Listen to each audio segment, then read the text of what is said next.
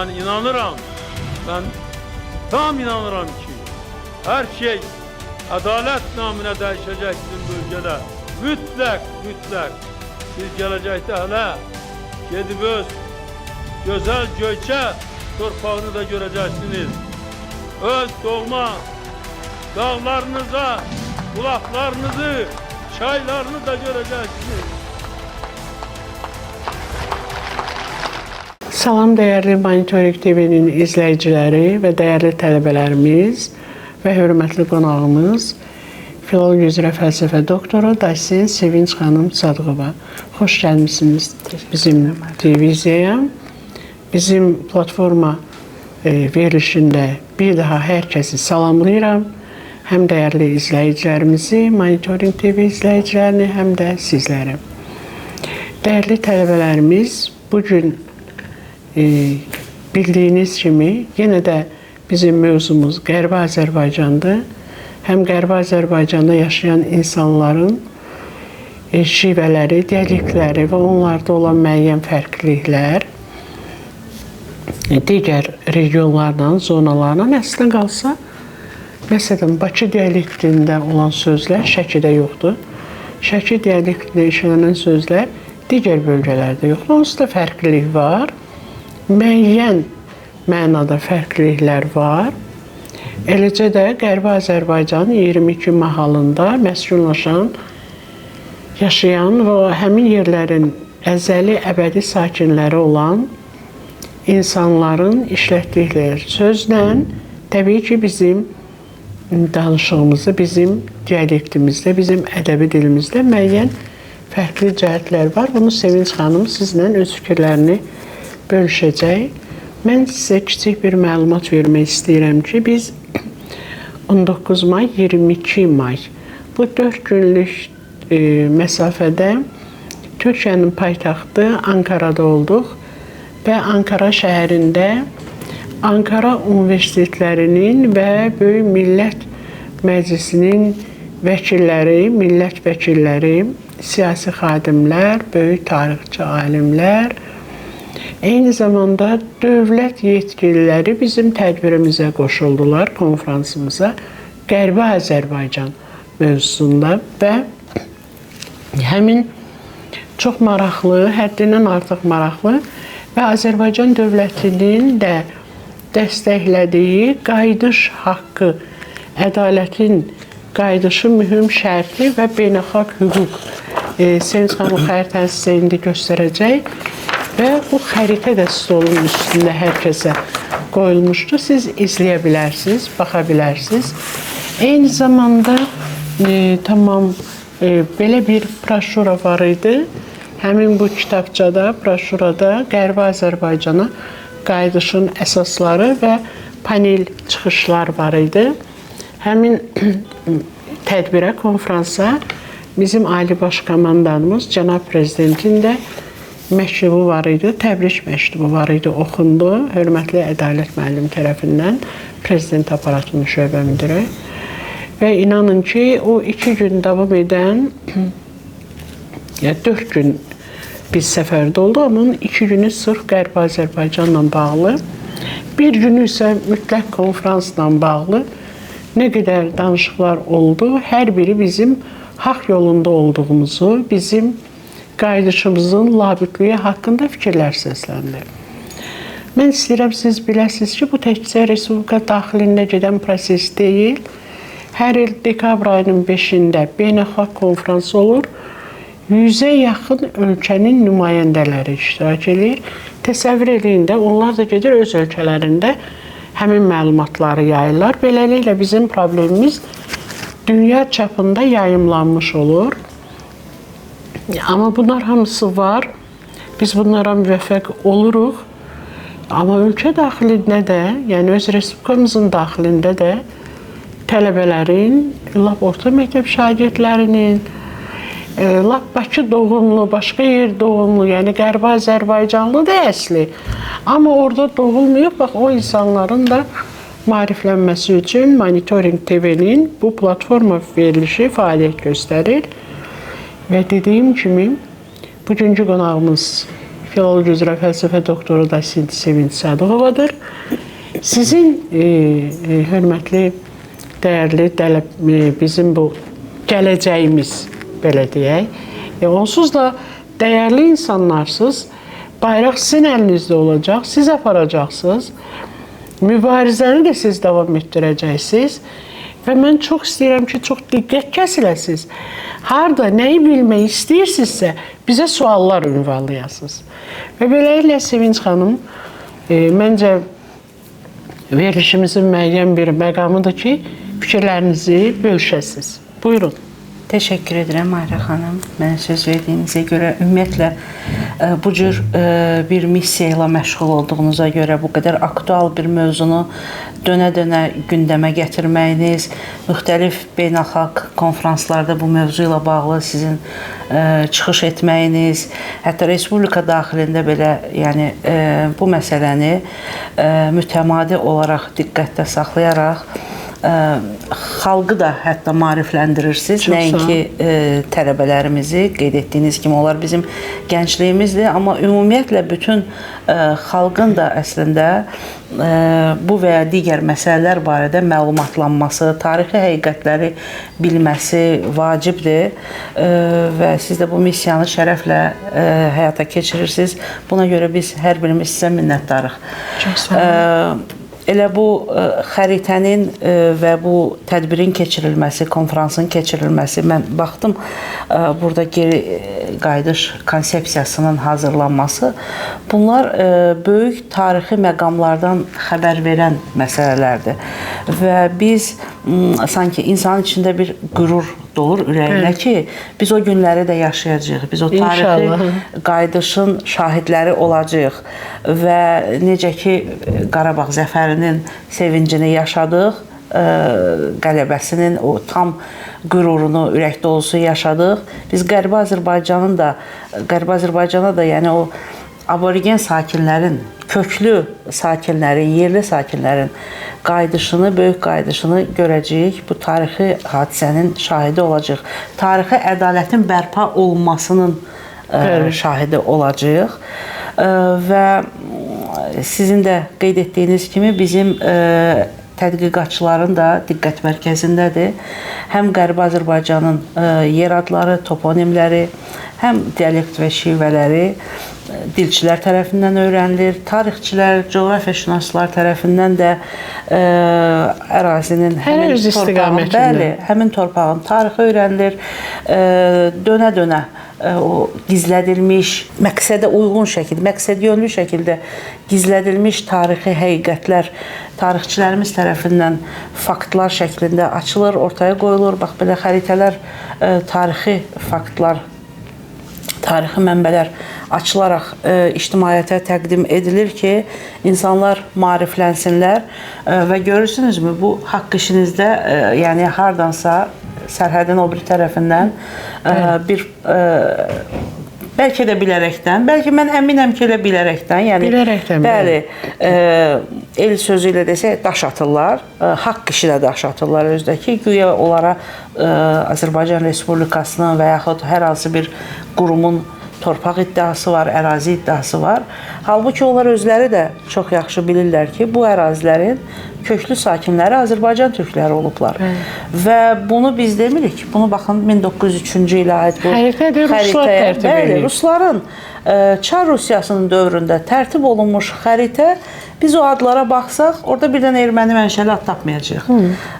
Və bu özü sübutdur. Bizim nəsə deməyimizə, ermənilər kimi yalandan nəyisə falsifikasiya etməyimizə, yəni başqa don geyindirməyimizə ehtiyac yoxdur. Çünki biz haqqın tərəfindəyik, haqqı deyirik. Tərəfində deyirik, haqqı deyirik. Və ona görə haqq yolundayıq, bəli. Başqa vasitəyə əl atmağa ehtiyacımız yoxdur. Və təbii ki, haqq nazilər üzülməz, gec-tez Azərbaycan xalqı bu haqq yolunda dövlət siyasətinin də istiqamətlənməsi ilə öz məqsədinə nail olacaq və o ərazilərdən olan insanlar vətən həsrətinə, onların vətən həsrətinə son qoyularaq öz ata-baba yurdlarına qovuşacaqlar. Yəni, biz ora gedəcəyik. Təbii ki, bu yolda da gənclər Aparıcı sizlərsiniz, bəli. işi görəcəklər. Biz çox istəyirdik ki, indi də istəyirik. Ümumiyyətlə, tələbə susqunluğu çox pis şeydir. Mən onu deyim sizə. Çox maraqlı olar ki, bir dəfədir də bir yerdə oturmuşuq və çox oturmuşuq bir yerdə. Suallarınızı ünvanlayın, onun ətrafında müzakirələr aparaq. Kiminsə bizə sualı varmı, ya Sevinç xanıma, ya mənə? Buyurun, buyurun. Özünü təqdim elə sonra. Mən Səbir Bəkirli, özüm həm də bir Qərbi Azərbaycanlıyam və həm bir tələbə, həm də bir Qərbi Azərbaycanlı kimi sizə təşəkkür etmək istəyirəm ki, bizi qədim torpağımız olan Qərbi Azərbaycan torpaqları barədə məlumatlandırırsınız. Və sualım belədir ki, bayaq da siz vurğuladınız toponimlər haqqında ki, bizim öz torpaqlarımızı tutduqdan sonra adları dəyişdirirdilər və saxta adlarla tez-tez dəyişdirirdilər. Məsələn, İrəvan, Yerevan olurdu, Dərələyaz, Vayatsoy olubdu. Vayatsoy, bəli. Amma bunu araşdırır, bizimkilər araşdırır, bizim öz tədqiqatçılarımız, bəs xarici tədqiqatçılar da, dilçilər də bu barədə məlumatlar toplayırlarmı, yaxud bizim öz tədqiqatçılarımızla işləyirlərmi? Bilmək istəyirəm. Sevinç xanım, buyurun. Təşəkkür edirik suala görə qızım, Əyləş. Çox yerində verilmiş sualdır. Amma belə deyim, uzun müddət, hətta Azərbaycan Respublikasının özündə belə bu mövzu toxunulması arzu olunmayan bir mövzu olmuşdur. 70 il müddətində. Bəli, Sovet dövründə, yəni Sovet dövründən əvvəlki dövrdə, yəni mövzu işlənməsi, araşdırılması, bu barədə danışmaq düzgün olmaz, yəni yox idi.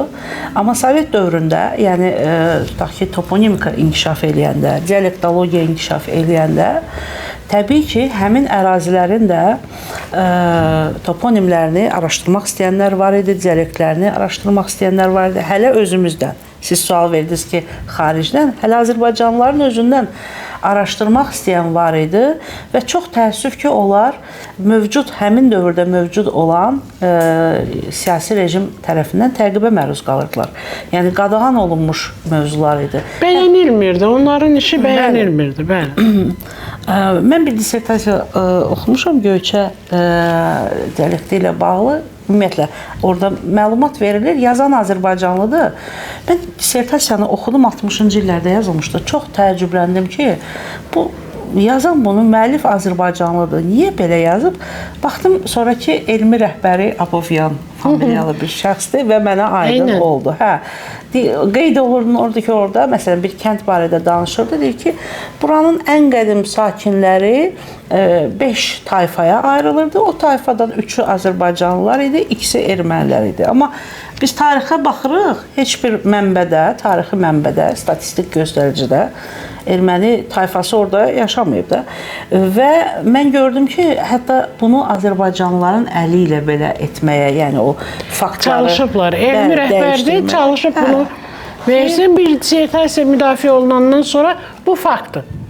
Sən özün yazmışsan, bu faktı deyəcəkdir. Görürsünüzmü, mən gedib arxiv axtaranda, yəni 50-60 il bundan əvvəl yazılmış o dissertasiya çox belə qəribə gəldi mənə ki, amma sonra yəni aydın oldu da səbəbi. Və sizin sualınıza gəlmək istəyərdim. Deyək ki, Azərbaycan da, Ermənistan da həmin dövrlərdə SSR-nin tərkibində idilər və hakimiyyətdə ruslar idi. Əslində bu siyasəti yürüdən də elə Rus hakimiyyəti idi. Yəni ermənilərin ora köçürülməsi, ad dəyişmə siyasəti, yerli əhalinin dəfələrlə deportasiyaya məruz qalması, bunu edən axı ermənilər deyildi. Onların bu gücü yox idi. Belə bir nə siyasi, nə hərbi qüvvələri yox idi. Bunu edən təbii ki, həmin dövrün Çar Rusiyası, sonra güclü dövlətlər. Güclü dövlətlər idi. Bəli, Mahirə xanım, çox doğru qeyd edirsiniz. Və onların da, belə deyək, onlar üçün arzu olunmaz idi bunun araşdırılması, həqiqətlərin üzə çıxarılması. Ona görə bu heç o qədər də, deyək ki, o qədər də yox, az qala ümumiyyətlə tədqiq olunmamışdır. Bəli, son, deyək ki, 30, biraz tək hallarda 40 ilə yaxında belə deyək. 80-ci illərdən əslində başlanmışdı araşdırılmağa və elə Azərbaycan tərəfindən, Azərbaycanlı tədqiqatçılar tərəfindən araşdırılmışdı.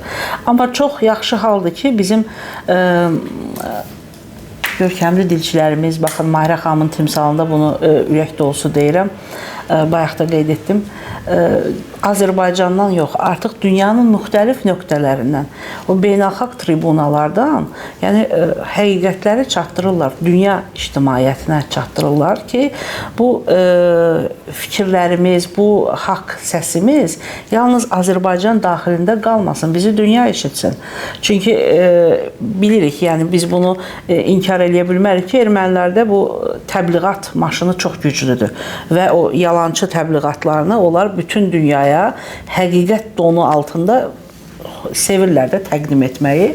Amma biz öz həqiqətimizi heç olmasa yəni amma bir erməni çox üzr istəyirəm Sevinç xanım, bir erməni Zaven Korkodyan yazır ki, Qərbi Azərbaycanda olan 2310 abidə üzr istəyirəm, yaşayış yerinin adı dəyişdirildi. 2000'nin adı dəyişdirildi, 2310'u qaldı. Və Ermənistan Ali Soveti 80 dəfə qərar qəbul edir ki, adlar dəyişsin. Kim araşdıracaqdı bunu? Araşdırmağa imkan yox idi. Hətta araşdıran olsa belə onu üzə çıxmağa qoymurlar. Amma özləri öz dili ilə bunu təsdiq edirlər. Bəli. Öz familiyası belə Qorquddan olan Korkodyan. Qorqud, Korkodyan. Sonra nə sualınız varsa buyurun, biraz tez olun. Buyurun. Cəfər Fələman, həm sizin, həm də Səbrinin dediklərinə istinadən mən də belə bir sual vermək istəyirəm. Göyçə gölünün adı tarixən Göyçə olmuşdu, amma indi Ermənistanlarda Sevan. Sevan adlandırırlar. Bunların arasında hansı mədəni və etimoloji fərqlər var və bunlar nələri göstərir? Onlar da senin üçün mən onu cavab vereyim. Sevan sözü bizim olmadığımız halda biz onun niyə etimologiyasını axtaraq ki? Mən baxdım, bizim dilimizdə Göyçə gölü göy mənasını verir. Amma onların dilində qara mənasını verir. Bəli, qara mənasını. Bax, əslinə qalsa, onlar verdiyi adda bir həqiqətə güya uyğun nəsə tapmalıdırlar. Amma onun adı Sevan deyil, Göyçə gölüdür. Göyçə gölü. Ərazidə yaşayan ərazi bütövlükdür. Göyçə də o da onun gölüdür. Nə var burada? Göy təmizlik rəmzidir. Amma onlar onu demir. Sevan qoyur və təbii ki, Sevanın da bir öz dillərində anlamı var. Bizim dildə onun anlamı yoxdur. Və neydi adın? Ləman. Siz elə bilirsiniz ki, onlar ona elə təsadüfi adlar qoyublar. Yox. Məsələn, Dərələyizə Vayçacor deyiblər. Vay dərəsi, qanlı dərə, vay dərəsi. Öz dillərində, bax, təsəvvür edirsiniz, düşünərək bunu ediblər. Düşünüb bunu qoyublar, düşünmədən qoymayıblar. Təkcə mən keçən dəfə dedim, Abaran vilayətinin adı 6 dəfə dəyişdirir. Niyə? Sənin olan bir şey niyə dəyişirsən ki?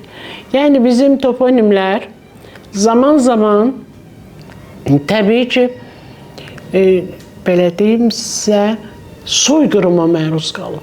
Toponimlər, hamısını dəyişiblər, 2000'in dəyişiblər, 310'u qalıb.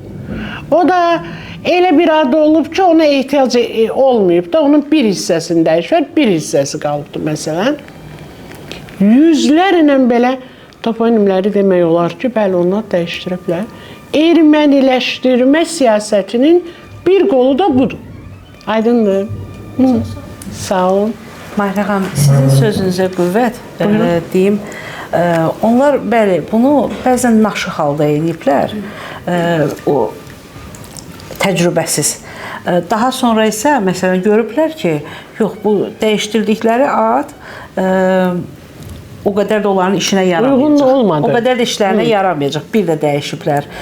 Məsələn, hər ikimizin elmi rəhbərimiz mərhum professor Həsən Mirzəyev qeyd edirdi ki, onlar əleyhdə bir dağıdılmış bir ərazi var idi. Əvvəllər kənd olub, sonra xaraba kəndə çevrilib. Onlar onun adını dəyişib Elegis qoyublar. Elegis. Güya erməniləşdiriblər, Elegis qoyublar. Amma sözün özünü İşə sərf olunmayıb da. Elegis sözündə eydə, güdə onlara məxsus deyil. hə, Ona görə doğru alınmır. etimologiyasına da gedə bilməyiblər ki, Bəli. yenə də Oğuzlara işarə imiş. Sonradan yəqin bir tədqiqatçısı mı deyim, ya bir araşdırmacısı mı deyim, çıxıb və görüb ki, yox, daha da betər ediblər. Bəli, Ona görə o dəfələrlə dəyişmənin, Dəyişmələr tarixi olubdur, izlərini, tarixin o həqiqət izlərini silmənin məqsədi elə bu olub. Halbuki oradakı yer adları kifayət qədər özündə Xəbər verir ki, tarixi burada yaşadır. kimlər Bəli, yaşayıb. özündə tarixi Bəli. yaşadır. Ki bu adları məsələn Oğuz dərəsi. Oğuz dərəsini adını heç bir erməni gətirib ora qoyan deyildi. Elə deyilmi? Və bu gün deyək ki, Azərbaycan xalqı artıq bir xalq kimi formalaşıb, amma biz tarixdən bilirik ki, Azərbaycan xalqının formalaşmasında əsas aparıcı etnos Oğuz tayfaları olmuşdur və ad özü bildirir. O ad da indi dildən dilə, yaddaşdan yaddaşa ötürülüb, bu başqa, amma mənbələrdə Həm adı necə qoyurlar? Məsələn, ya bir el ağsaqqalının çox güclü bir adamın adı ilə qoyurlar, Hüseyn Qullar məsələn. Belə deyək.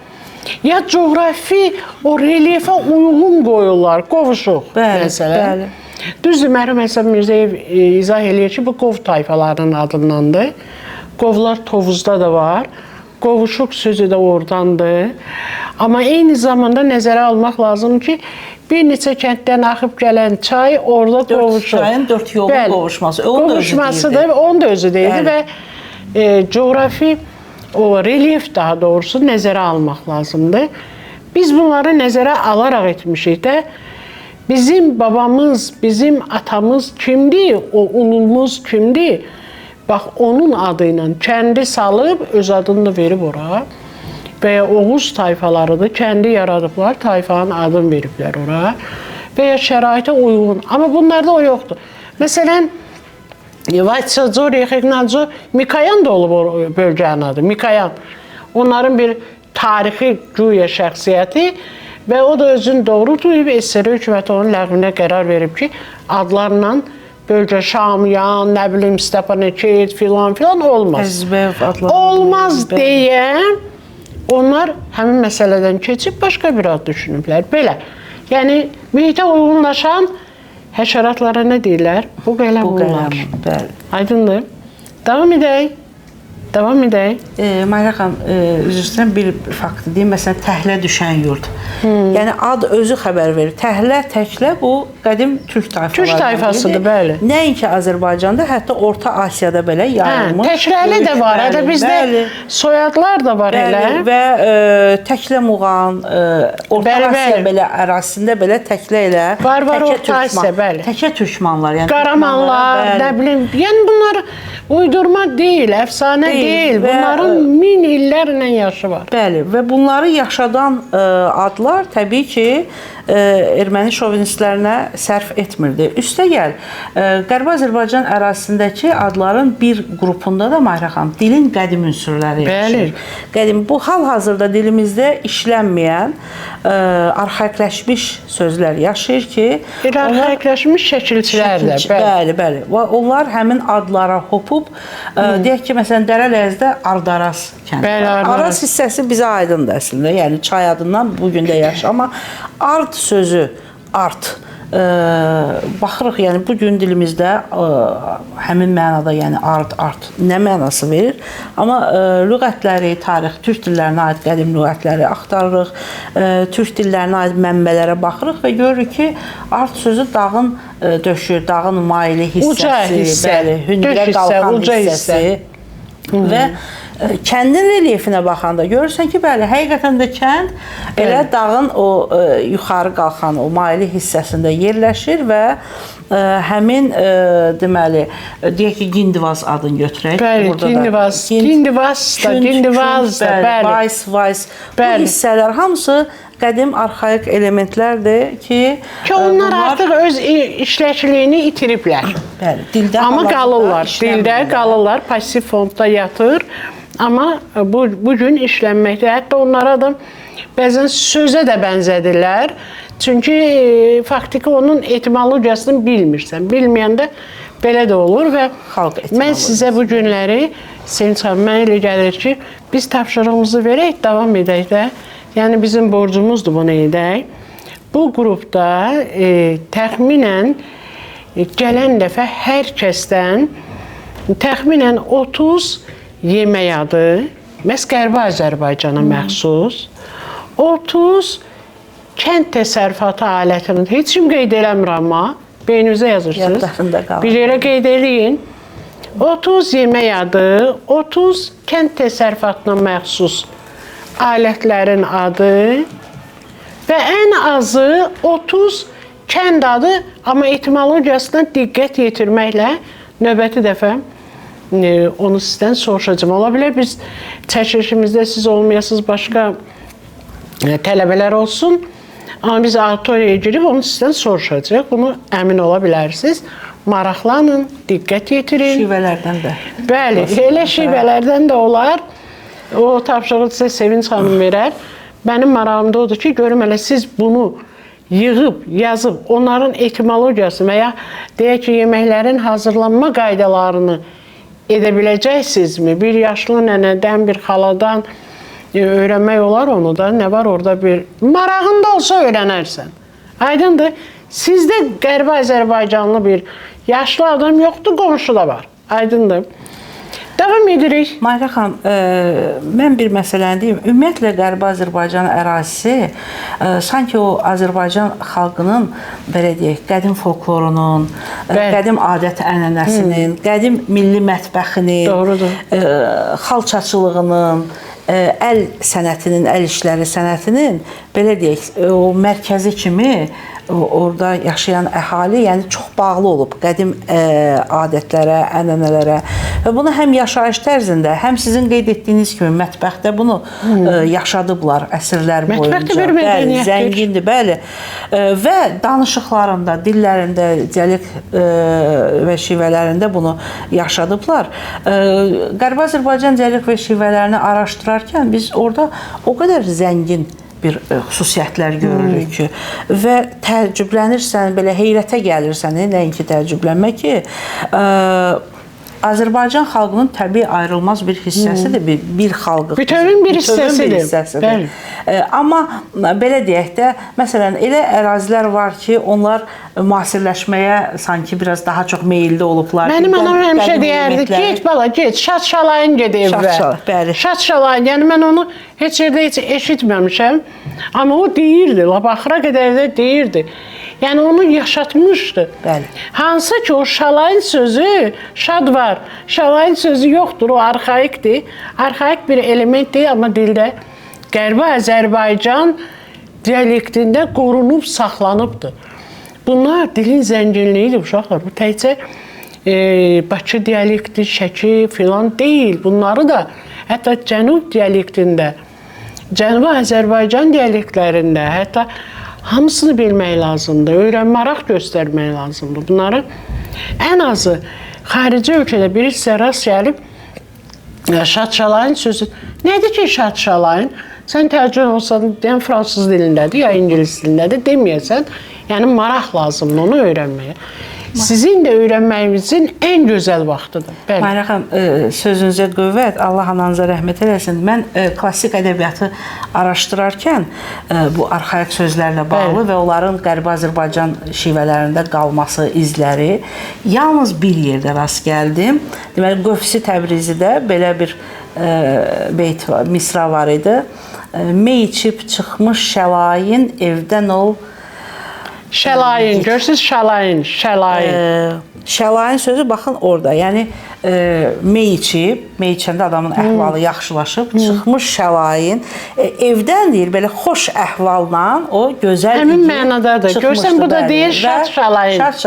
Görürük ki, bəli, bizim dilimizdə ümumi dildən o söz çıxıb, tarixənamma işlənib 16-cı əsrdə biz Qövsi Təbrizinin yaradıcılığında bunu görürük. Hal-hazırda dildə işlənmir. Mən Aqil Kəngərini siz də tanıyırsınız, Dərəl əzləndilər onlarda. Onun 100 neçə yaşı var idi, yazmışdı. Bu yaxınlarda rəhmətə getdi babası.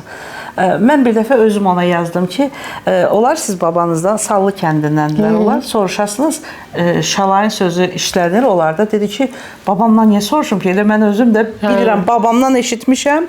Bəli, o belə işlənir. Dedim, onun dilindən yazın mənə ki, necə. Mənə cümlələr yazdı, gördüm, bəli, eynən həmin mənada. Eyni həmin anlamdadır. Bəli, həmin mənada işlənir və... Doğru, o qədər zəngindir. Dialekt zəngindir. Ədəbi dillə dialektin üzərində qurulur da. Təbii, bəli. Və Elbrus Əzizovun sözünü xatırlayıram, qeyd edir ki, dialektlər o qədim dil faktlarını sanki konservasiya edir, konservləşdirilmiş şəkildə, yəni qoruyub saxlayır. Qoruyub saxlayır. İtməyə qoymur. Ədəbi dillə bu olmaya bilər. Bəli, qoymur. Tez itə bilər. Obrazların dilində ola bilər, amma o qədər də işlək olmur. Amma həqiqətdə dialektlər onu qoruyub saxlayır və bizim kökümüzə bağlılıq oradan gəlir. Bəli. Yeni suallarınız varsa buyurun, yoxsa biz davam edək. Buyur qızım. Mən Hüseynova Zəminə. Biz bu haqda xeyli müzakirələr apardıq. Lakin mənə qaranlıq qalan məsələ oldu ki, Qərbi Azərbaycan dialekt və şivələri necə təsnif olunur, hansı bölgə əsasında? Sevinç xanım, məncə siz onu araşdırırsınız. Bəli. Daha dəqiq cavab verə bilərsiniz. Buyurun. Təşəkkür edirəm, Mayra xanım. Deməli, Qərbi Azərbaycan dialekt və şivələrinin təsnifi ilə bağlı əslində bir sıra dilçi alimlərimiz, yəni müəyyən bölgülər veriblər, təqdim ediblər. Amma bölgülər həmişə fərqli olur da. Bu, ümumi Azərbaycan dialekt və şivələrinin bölgüsündə də belədir. Yəni, deyək ki, Şirəliyevdən başlamış, digər tədqiqatçılara qədər müxtəlif, bəli, bölgülər verirdilər.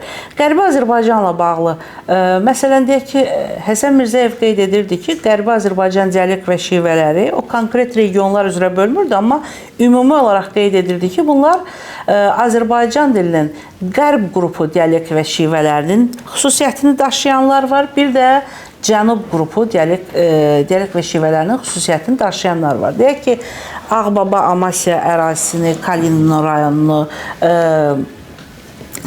sonra qərb hissədə Göyçə ərazisini, bunları Azərbaycan dilinin qərb qrupu dialekt və şivələrinin xüsusiyyətlərini daşıyan dialektlərə aid edirdi və biz araşdırarkən də görürük ki, bəli, həqiqətən də elədir. Xüsusiyyətlər hamısı orada öz əksini tapır. İrəvan, Dərələyəz, Vedi bu ərazilərin isə daha çox, deyək ki, cənub qrupu dialekt və şivələrinin xüsusiyyətini daşıdığını qeyd edirdi. Xüsusi olaraq qeyd edirdi ki, məsələn, Dərələyəz şivəsi sanki biraz keçid xarakterlidir. Çünki həm qərb qrupunun, həm də cənub xüsusiyyətlərini daşıyan bir dialekt danışığı var orada. Mən kiçik bir əlavə edeyim. Üzr istəyirəm, Sevinç xanım. Mayra xanım. Biz Qərbi Azərbaycan deyəndə sizə belə gəlməsin ki, bu ayrıca bir ölkədir, bunun ayrıca bir dili var, ayrıca bir nə bilim etnoqrafiyası var, ayrıca kulinariyası var, ayrıca tarixi var. Yox, deyil. Əslən deyil. Bu bir ölkənin bir tərəfidir də. İndi təsəvvür eləyin. Məsələn, Bakının bir tərəfi ilə Bakı kəndləri var. Bakı kəndlərinin danışığında bəzən fərq var. Səs fərqləri var. Hələ bir Bakının ətrafını deyirəm mən. Hələ mən Azərbaycan nəzərdə tutmuram. Təbii ki, Qərbi Azərbaycandan məsafəcə nisbətən uzaq, məşğuliyyət tamamilə başqa və təbii ki, bir tərəfdən, nə bilim, cənuba yaxın, o birisi tərəfdən başqa bir yerə yaxın, o elementlər təbii ki, daxil olacaq. Xüsusi bir dialekt yaratmır. Xüsusi bir dil yaratmır. Amma müəyyən elementləri buradan, oradan özündə daşıyır. Bax, bayaqları Sevinç xanım dedi, mən də dedim. Şalayın sözü, məsələn, Azərbaycanın heç bir bölgəsində yoxdur o söz. Klassik ədəbiyyatda var. Amma, bəli, Qərbi Azərbaycan dialektlərində var. Yəni, qorunub. Belə özəl xüsusiyyətləri var. Amma bütövlükdə onun Azərbaycan dilindən ayrıca bir dil, Azərbaycan dilin dialektlərindən kənar bir dialekt kimi qəbul etmək düz deyil. Aydındır? Vahid dilin bir Bəli, vahid dilin bir qoludur, bir hissəsidir. Daha suallarınız var?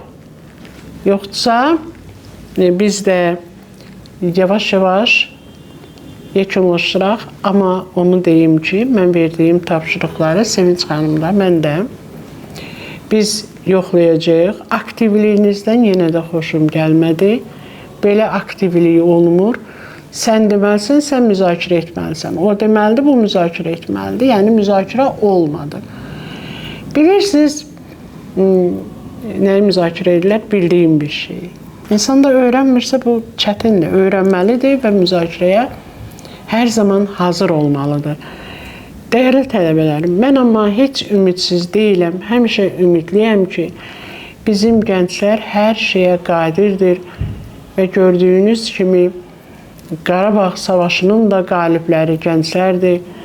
Qərbi Azərbaycan mücadiləsinin də qəhrəmanları və son o estafet aparan, o bayrağı aparanlar da onlar olacaq.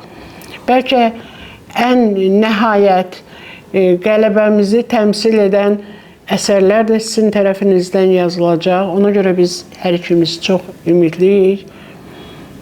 Amma aktiv olmağa çalışmaq lazımdır.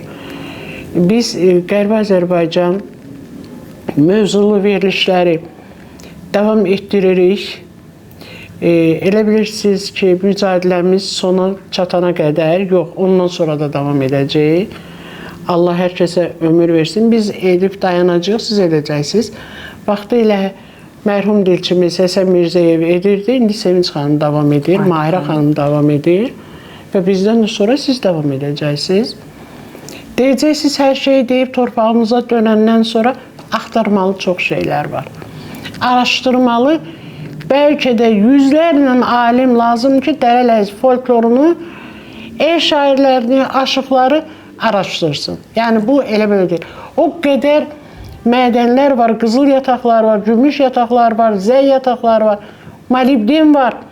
Bütün bunları hərəsinin öz mütəxəssisi təbii ki, araşdıracaq, axtaracaq və biz özümüzün müqəddəs ana vətənimizə, ata yurdumuza qovuşacaq. Bir daha hər birinizə təşəkkür edirəm və Sevinç xanım sizə xüsusi təşəkkür edirəm. Vaxtınızı təbii ki, sərf edib verilişimizə gəldiniz. Aktiv surətdə tələbələrlə təmas qurdunuz və mən əminəm ki, bizim dəyərli Monitoring TV-nin izləyiciləri sizdən, tələbələrdən və bizdən daha çox məlumatlar gözləyir.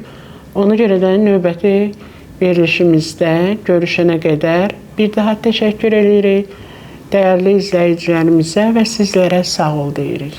Mən bir də demək istəyirəm ki, biz də, Qərbi Azərbaycanlılar da heç vaxt inamı itirməməliyik. İnanmalıyıq və eyni zamanda addımlar atmalıyıq, fəal olmalıyıq, işləməliyik və gün gələcək və Qərbi Azərbaycanda da biz belə gözəl məclis keçirdəcəyik və bu günü xatırlayacağıq.